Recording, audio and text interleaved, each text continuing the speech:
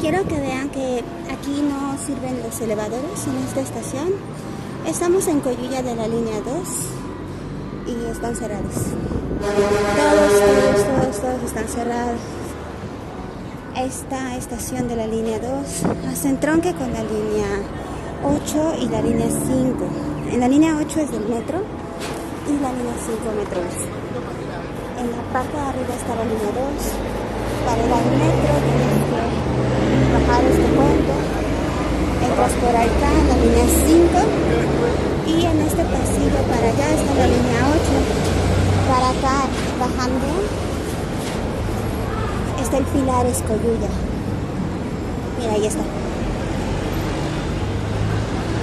Y todo derecho está la clínica 30 del IMSS por si eres derechohabiente y tienes que venir a realizar algún trámite o alta o a recibir atención médica.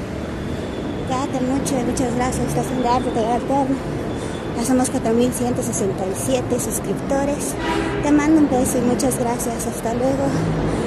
Bye.